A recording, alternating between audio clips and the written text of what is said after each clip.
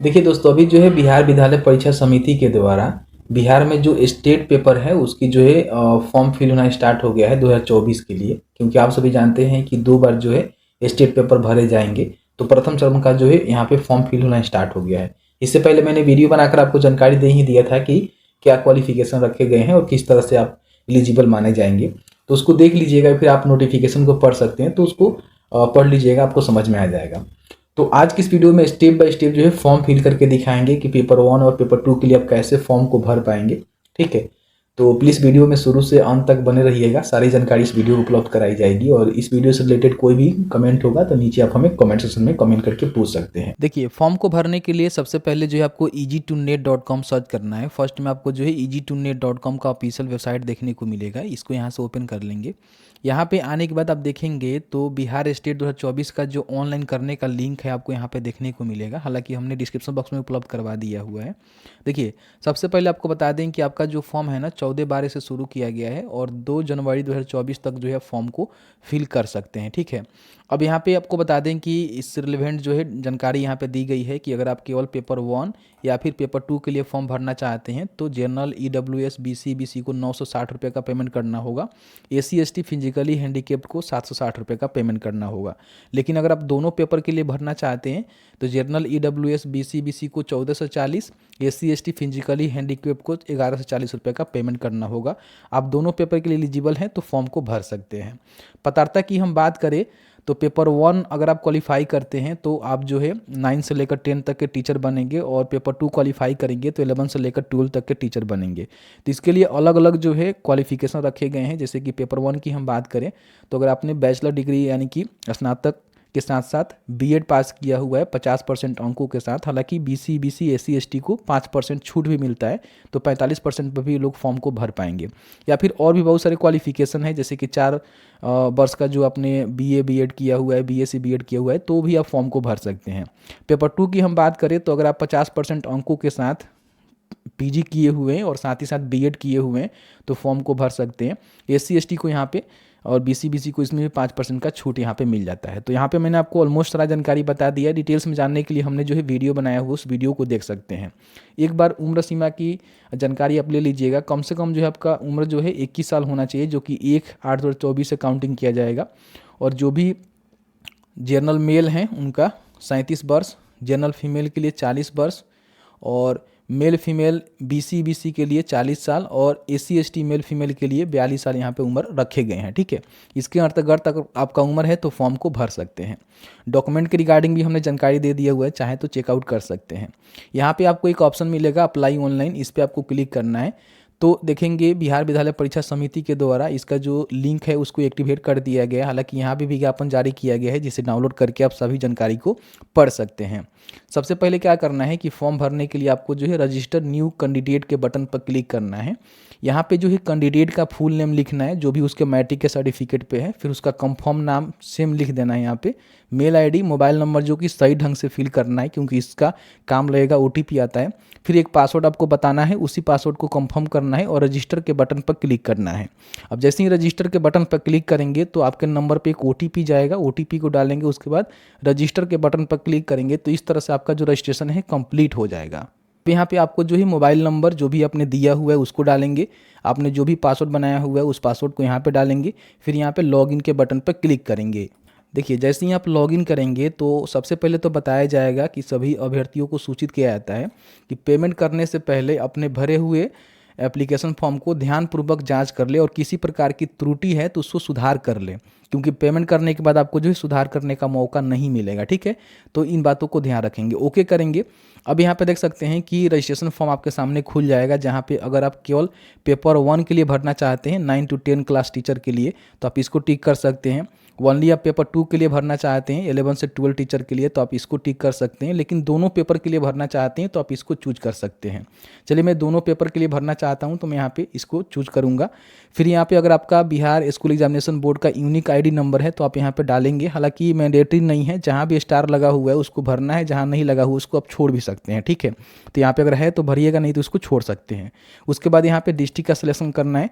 District का selection करने के बाद यहाँ पे आपको बताना है कि एग्ज़ाम जो है किस आप भाषा में देंगे, इंग्लिश में या फिर हिंदी में, तो उसके हिसाब से अपना जानकारी यहाँ पे सिलेक्ट करेंगे। ठीक है, उसके बाद यहाँ पे कैंडिडेट का नेम जो है ऑटोमेटिकली पहले से रहेगा जो आपने रजिस्ट्रेशन करते समय दिया हुआ है।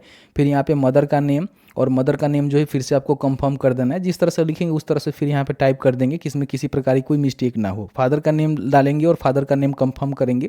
फिर यहाँ पे कैंडिडेट का जो डेट ऑफ बर्थ है कैलेंडर के माध्यम से, जैसे कि सबसे पहले तो सन आपको सिलेक्ट करना है कि आपका जो है कौन से सन में जन्म हुआ है। फिर अपना जो है यहाँ पे मंथ और उसके बाद अपना डे बताएंगे। इस तरह से जो है आपका फिर से इसको कंफर्म कर देना है जो भी आपने सेलेक्ट किया हुआ है। तो इस तरह से आपका जो करेंट एज है यहाँ पे देखने को मिल जाएगा कि आपका जो करेंट एज है वो कितना हो रहा है। ठीक है, उसके बाद यहाँ पे अपना जेंडर बताना है कि आप मेल हैं कि फीमेल हैं। फिर यहाँ पे कैटेगरी जो है कैंडिडेट का बताना होगा कि आप जो है कौन सा कैटेगरी से आते हैं, बीसी हैं, एससी एसटी हैं, ठीक है, या फिर जनरल हैं।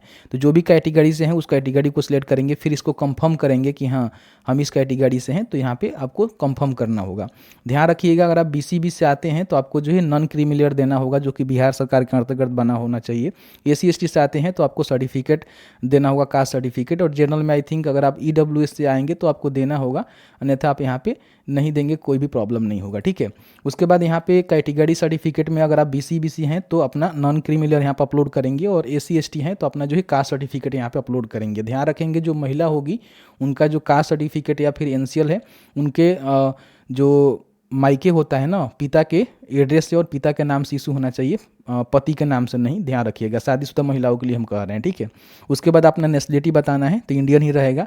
फिर यहाँ पे अपना डोमिसाइल बताएंगे, क्या बिहार के हैं, बिहार के हैं तभी ना आपको रिजर्वेशन का लाभ मिलेगा, नहीं है तो आप जनरल में जाएंगे। हालांकि बिहार के अदर लोग भी इस फॉर्म को भर सकते हैं, कोई भी दिक्कत नहीं है। यस करेंगे तो आपको जो है डोमिसाइल देना होगा, क्योंकि अब बिहार के निवासी हैं तो आपको रिजर्वेशन का लाभ मिलता है, और नो करेंगे तो आपको किसी प्रकार के रिजर्वेशन के लाभ नहीं मिलेगा। अब सर्टिफिकेट अपलोड करने के लिए अपलोड के बटन पर क्लिक करेंगे, जहाँ भी आपका सर्टिफिकेट है इस तरह से अपलोड हो जाएगा। फिर इसको भी आप यहाँ से अपलोड कर लेंगे। ठीक है, इसको अपलोड हो जाएगा तो यहाँ पे देखने को मिल जाएगा कि आपका सर्टिफिकेट यहाँ पे अपलोड हो गया है। उसके बाद थोड़ा सा नीचे आएंगे, अब यहाँ पे देख सकते हैं कि पूछ रहा है कि अगर आप विकलांग हैं तो यहाँ पे यस करेंगे ना, तो आप बताएंगे किस प्रकार के विकलांग है और विकलांग सर्टिफिकेट यहाँ पे अपलोड करना होगा। नहीं है तो आप इसको नो करेंगे तो जानकारी आपको नहीं भरनी होगी। ठीक है, फिर यहाँ पे ईएस सर्विसमैन है तो आप यहाँ पे बता सकते हैं, बताएंगे तो अपना सर्विस सर्टिफिकेट, ज्वाइनिंग डेट, कब आप लीव किए हैं, टोटल कितना जो है डे काम किए हैं, मतलब कितना लेंथ काम किए हैं वो बताएंगे।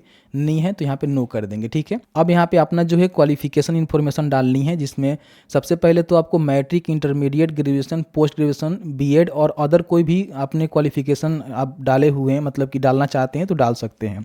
मैट्रिक के बताएंगे कि आपने जो है कौन से बोर्ड, कौन सी यूनिवर्सिटी से पास किया हुआ है, कॉलेज का नाम क्या है, रोल कोड क्या है, रोल नंबर क्या है, कब आपने पास किया हुआ है, कितना अंक मैट्रिक में लेकर आए हुए हैं, आपका डिवीजन क्या है, परसेंटेज क्या है, और सर्टिफिकेट को यहाँ पे अपलोड करेंगे। ठीक है, इस तरह सर्टिफिकेट अपलोड करेंगे तो सर्टिफिकेट आपका अपलोड हो जाएगा। इसको यहाँ से व्यू भी कर सकते हैं। ठीक है, इस तरह से इंटरमीडिएट की भी, ग्रेजुएशन की भी, पोस्ट ग्रेजुएशन की भी अगर आपके पास है, जैसे कि आप पेपर 2 के लिए भरेंगे तो पोस्ट ग्रेजुएशन यहाँ पे आपको देनी होगी, लेकिन पेपर 1 के लिए भरेंगे तो आपको पोस्ट ग्रेजुएशन देने की जरूरत नहीं है, ग्रेजुएशन पे ही आपका फॉर्म भरा जाएगा। उसके बाद बीएड की अदर कोई क्वालिफिकेशन है तो उसकी भी जानकारी सेम इस तरह से आपको भरनी है और डॉक्यूमेंट यहाँ पे अपलोड करनी है। ठीक है, देख लेंगे यहाँ पे, तो जो भी आपके पास क्वालिफिकेशन है उसको जरूर फुलफिल कर देंगे, सही सही जानकारी यहाँ पे डालेंगे, जैसे कि रोल कोड, रोल नंबर हो गया, पासिंग ईयर, कितना मार्क्स लेकर आए हैं, डिवीजन क्या है, परसेंटेज क्या है, ये सही सही जानकारी आपको भरनी है। ठीक है, उसके बाद यहाँ पे पेपर 1 के लिए आप अपना सब्जेक्ट बताएंगे, कौन से सब्जेक्ट से भरना चाहते हैं, क्योंकि जब भी आप स्टेट का फॉर्म भरेंगे ना तो उसमें सब्जेक्ट आपको बतानी होती है, क्योंकि नोटिफिकेशन में देखेंगे तो यहाँ पे पेपर 1 के लिए सब्जेक्ट यहाँ पे बताया गया है कि कौन से सब्जेक्ट आपके पास हैं, तो उसके लिए क्वालिफिकेशन क्या है, आप इसको जरूर चेकआउट कर लेंगे। ठीक है, तो इसमें से जो भी आप विषय लेना चाहते हैं उस विषय का जो है सिलेक्शन आप करेंगे कि आप हिंदू, उर्दू, बांग्ला, मैथिली, संस्कृत, अरबिक या फिर म्यूजिक वगैरह वगैरह देखेंगे, जो भी है आप यहाँ पे सिलेक्ट करेंगे। जैसे कि मेरा जो है मैथ मैं लेना चाहता हूँ, मैथ से मैं रिलेटेड हूँ तो यहाँ पे मैथ डालूंगा। ठीक है, उसके बाद पेपर 2 के लिए भी हमने फॉर्म फिल करने के लिए सिलेक्शन किया हुआ है, तो पेपर 2 का जो आपका सब्जेक्ट है वो क्या रहेगा यहाँ पे पूछ रहा है, तो मैं अपना पेपर 2 का भी यहाँ पे दे देता हूँ। इस तरह से आप जो जिसके लिए भी आवेदन करना चाहते हैं उसका जो है सब्जेक्ट का सिलेक्शन करेंगे। उसके बाद बैंक अकाउंट इन्फॉर्मेशन आपको देना होगा कि आपका जो है अकाउंट पे नेम क्या है, फिर कौन से ब्रांच और बैंक में आपका खाता है, अकाउंट नंबर क्या है, एफसी कोड क्या है, आपको यहाँ पे डालनी होगी। उसके बाद अपना जो है पूरा एड्रेस यहाँ पे लिखना है, जैसे कि परमानेंट एड्रेस हो गया जिसमें पूरा अपना टाइप करेंगे, भील पोस्ट जो भी आपका है थाना वगैरह वगैरह, जिला उला आप यहाँ सिलेक्शन कर सकते हैं। जैसे कि जिला का नाम लिखेंगे, स्टेट का नाम लिखेंगे, पिन कोड लिखेंगे। उसके बाद मान लीजिए अगर आपका परमानेंट और प्रेजेंट एड्रेस दोनों सेम है तो आप यहाँ पे टिक करेंगे तो दोनों सेम हो जाएगा, लेकिन अलग अलग है तो आप अलग अलग यहाँ पे भरेंगे, ठीक है। उसके बाद यहाँ पे अगर आपके पास आधार कार्ड नंबर है तो आधार कार्ड नंबर यहाँ पे देंगे, तो आप इसको टिक नहीं करेंगे, ठीक है, ध्यान रखिएगा। लेकिन अगर आपके पास आधार कार्ड नंबर नहीं है, किसी भी कारण हो सकता है कि नहीं है, तो आप यहाँ पे टिक कर देंगे। तो टिक करने के बाद यहाँ पे नोट में बोलेगा कि यदि अभ्यर्थी के द्वारा आधार नंबर अंकित नहीं किया गया है तो उसके द्वारा निम्नांकित घोषणा की जाएगी। जैसे कि तक द्वारा घोषित करता हूं कि मैंने आधार नंबर आवंटित के आवेदन नहीं किया है तथा मुझे आधार आवंटित नहीं हुआ है। मैं समझता हूं कि मेरे द्वारा दी गई सभी गलत या फिर गलत घोषणा के आधार पर मेरा अभ्यर्थित रद्द कर दिया जाएगा। मतलब कि ये देखिए, आपके पास आधार कार्ड है तो यहाँ पे जरूर दे दीजिएगा, नहीं है तभी जो है आपको इसको टिक करना है, ठीक है, ध्यान रखिएगा। अब यहाँ पे आपको जो है फोटो और सिग्नेचर यहाँ पे अपलोड करना है। सबसे पहले फोटो की हम साइज़ की बात कर लेते हैं। तो आपका जो है 20 KB से लेकर 100 KB के बीच में JPG फॉर्मेट में होना चाहिए। 3.5 cm इंटू 4.5 cm के जो है डायमेंशन में होना चाहिए। तो फोटो अपलोड के बटन पर क्लिक करेंगे, जहाँ भी आपका फोटो है इस तरह से सेलेक्ट करेंगे तो आपका जो फोटो है इस तरह से अपलोड हो जाएगा, ठीक है। और फोटो ध्यान रखिएगा कि वाइट बैकग्राउंड या फिर हल्के बैकग्राउंड में आपका होना चाहिए, क्योंकि यहाँ पे सभी जानकारी यहाँ पे दिया गया है कि मैं पुष्टि करता हूं कि इस फॉर्म में दी गई जानकारी मेरे स्वतंत्र जानकारी और विश्वास के अनुसार सत्य है। मतलब कि जो भी जानकारी देना है सही देना है, ठीक है। उसके बाद यहाँ पे आपको सिग्नेचर अपलोड करना है, जो कि वाइट बैकग्राउंड पे आपका जो है सिग्नेचर होना चाहिए, ठीक है। तो इसका जो साइज़ है 10 KB से लेकर 50 KB के बीच में होना चाहिए। अपलोड के बटन पर क्लिक करेंगे और जहाँ भी आपका सिग्नेचर है वहाँ से इस तरह से अपलोड करेंगे तो सिग्नेचर आपका अपलोड हो जाएगा। देखिए, प्रीव्यू पर क्लिक करने से पहले सबसे पहले एप्लीकेशन को जो है सेव करना है। तो इस तरह से सेव करेंगे तो आपका जो फॉर्म है सेव हो जाएगा। उसके बाद प्रीव्यू के बटन पर क्लिक करेंगे तो आप जो भी जानकारी यहाँ पे फिल आउट किए हुए हैं उसका जो है प्रीव्यू आपको देखने को मिलेगा। जैसे कि मैं ऊपर करके आपको दिखा रहा हूँ, देखिए यहाँ से आपने जो भी फॉर्म भरा हुआ है, जैसे कि आप किसके लिए अप्लाई किए हैं, 9 to 10 क्लास 11 to दोनों पेपर के लिए हमने फिल किया हुआ है। फिर यहाँ पे अपना डिस्ट्रिक्ट नेम और कोड आप डाले हुए हैं, और आप कौन से मीडियम में जो है अपना एग्ज़ाम देना चाहते हैं उसकी जानकारी भरे हैं। फिर अपना पूरा जानकारी यहाँ पे फोटो सिग्नेचर हो गया, और नीचे जो भी आपने क्वालिफिकेशन इन्फॉर्मेशन को डाला होगा सभी आपको यहाँ पे देखने को मिल रहा होगा, ठीक है। तो इसको ज़रूर चेकआउट कर लीजिएगा। तो सभी को चेकआउट करने के बाद अब क्या करना है कि आपको जो है पेमेंट करना है। आप चाहें तो इसमें किसी प्रकार की पेमेंट करने से पहले एडिट कर सकते हैं, ठीक है, क्योंकि आपको मौका मिलेगा। लेकिन पेमेंट करने के बाद आपको एडिट का मौका नहीं मिलेगा, क्योंकि पहले ही नोटिफिकेशन में बता दिया गया है।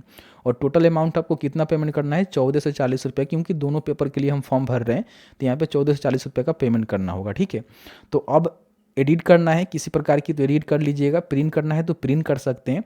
अब यहाँ पे लास्ट में आपको पेमेंट करना है, तो पे के बटन पर क्लिक करेंगे तो यहाँ पे देख सकते हैं कि पे बाई पैसा का आपको ऑप्शन मिलेगा, इस पर आपको क्लिक करना है। और क्लिक करने के बाद यहाँ पे आपके सामने इस तरह का इंटरफेस आएगा, जहाँ पे कार्ड से, UPI से, नेट बैंकिंग से, जिससे भी आप पेमेंट करना चाहते हैं। जैसे कार्ड का सिलेक्शन करेंगे तो कार्ड से पेमेंट कर सकते हैं, या फिर आप UPI से करना चाहते हैं तो UPI ID से पेमेंट कर सकते हैं, या फिर नेट बैंकिंग से करना चाहते हैं तो नेट बैंकिंग से कर सकते हैं। दोबारा लॉगिन करेंगे तो आप जो भी पेमेंट करेंगे उसका स्थिति जो है आप यहाँ पे चेक कर पाएंगे। जैसे कि यहाँ पे देख सकते हैं कि मैंने जो एक पेमेंट करने की कोशिश किया हुआ है, जो कि पेंडिंग है, अभी हुआ नहीं है, ठीक है। तो अगर नहीं हुआ है तो एक बार वेरीफाई करके पेमेंट को देख लेंगे तो हो जाएगा, और नहीं हुआ है तो आपको जो है यहाँ पे फिर से दोबारा पेमेंट, मतलब कि दोबारा का मतलब ये नहीं है हमने पेमेंट को कंप्लीट नहीं किया था, ऐसे ही छोड़ दिया था, पेमेंट करने की कोशिश किया था और छोड़ दिया था, पेमेंट नहीं किया था। तो लास्ट में आपको पेमेंट करने के बाद अपना जो है रजिस्ट्रेशन को आप यहाँ से डाउनलोड कर सकते हैं, और जो भी अनलॉजमेंट स्लिप है उसको भी यहाँ पे निकाल सकते हैं पेमेंट करने के बाद। तो इस तरह से आपको वेरीफाई पेमेंट पर क्लिक करेंगे तो यहाँ पे देखिए दिखाएगा कि आपने पेमेंट नहीं किया हुआ है।